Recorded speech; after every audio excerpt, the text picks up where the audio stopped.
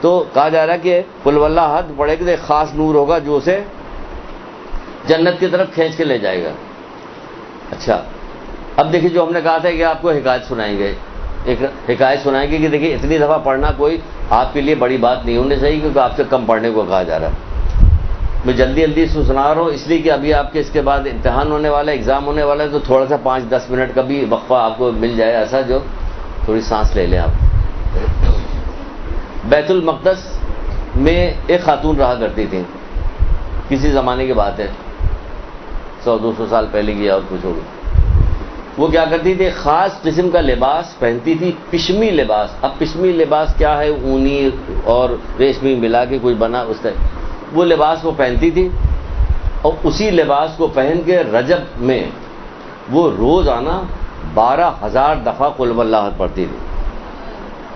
12,000 دفعہ قل واللہ احد پڑھتی تھی.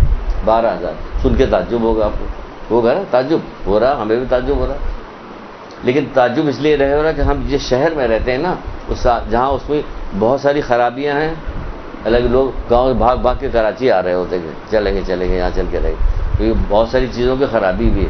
یہاں 12-1 بجے تک جاگتے رہتے ہیں, 2 بجے تک, اس کے بعد پھر دوسرے دن تک اس وقت سخت سوتے رہتے ہیں الارم لگا کے کہ جب ان کے دفتر جانے کا وقت تو ہڑبڑا کے اٹھتے, جلدی جلدی تیار ہوتے اور بھاگ جاتے. صبح کی نماز کہاں گئی, وہ کہاں گیا, نماز شب کدھر گئی, کیا ہوا, کچھ بھی نہیں. سب یہ اس شہر کی خرابی ہے.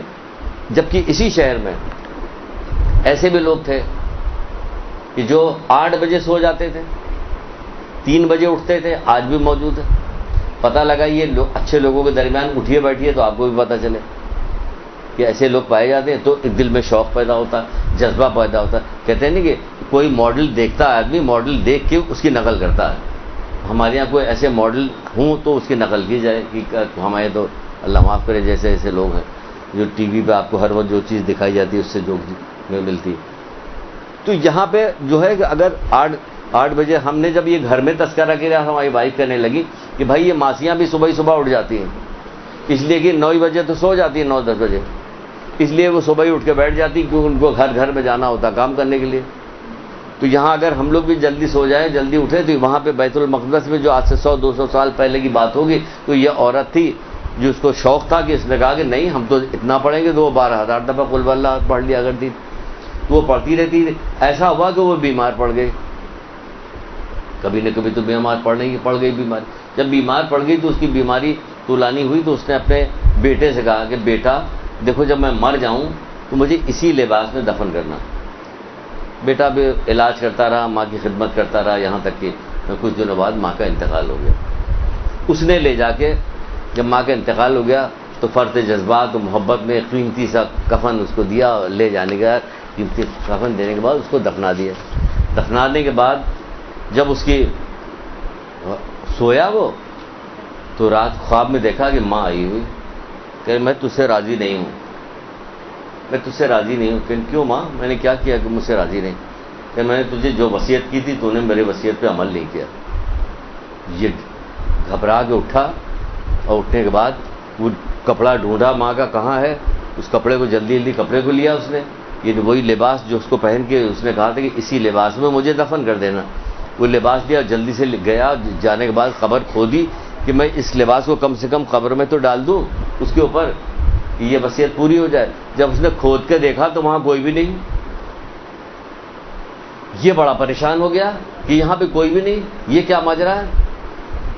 تو ایک آواز اسے سنائی دی, آواز ہے, کیا تو نے سنا نہیں, کیا نہیں سنا کہ جو شخص رجب کے مہینے میں ہماری اطاعت کرے گا میں اسے قبر میں تنہا نہیں چھوڑوں گا.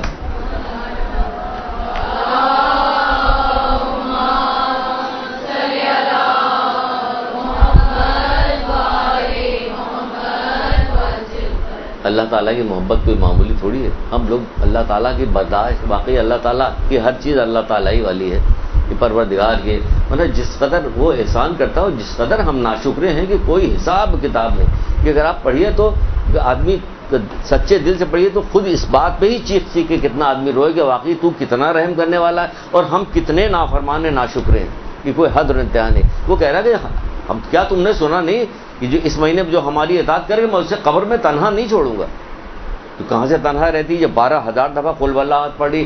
یہ جو سعد ابن معاذ جو تھے، سعد ابن معاذ جو رسول اللہ کے ایک صحابی تھے، وہ کیا وجہ تھی کہ جس کی وجہ سے وہ نماز جنازہ جب رسول اللہ پڑھ رہے تو 70 دفعہ تکبیر کی آواز بلند ہوئی؟ تو پوچھا کہ کیا دیکھا؟ لوگوں نے پوچھا کہ اللہ کے رسول یہ کیسا؟ کہ ہر دفعہ میں آواز بلند کرتا ہوں ایک فرشتوں کے ایک غول آتا تھا، فرشتوں کے ایک غولا، یہاں تک 70 دفعہ فرشتوں کی ٹولیاں آتی گئیں سعد ابن معاذ کے جنازے میں شرکت کرنے کے لیے. پوچھا گیا یہ کس وجہ سے ہوا؟ کہ یہ اس وجہ سے ہوا کہ یہ اٹھتے بیٹھتے چلتے پھرتے ہر وقت قل واللہ پڑھا کرتے تھے، اس لیے یہ ہوا. اللہ تعالیٰ یہ سورہ اتنا ہے. تو یہ اس مہینے میں خصوصی طور پر یہ کہا گیا کہ اس کو خصوصی طور پہ اس مہینے میں اس کو پڑھو. کیا قل واللہ احد پڑھو. تو انشاءاللہ پڑھیے گا آپ لوگ جتنا بھی ہو سکے، جتنی بھی توفیق ہو. اور اگر یہ عادت بن جائے تو انشاءاللہ پورے زندگی کے لیے لگا لیجیے گا. ہم لا الہ الا اللہ کی تسبیح پوری زندگی پڑھیں گے، روزانہ پڑھیں گے. برحمتک یا ارحم الراحمین وصلی اللہ علی محمد وآلہ الطاہرین.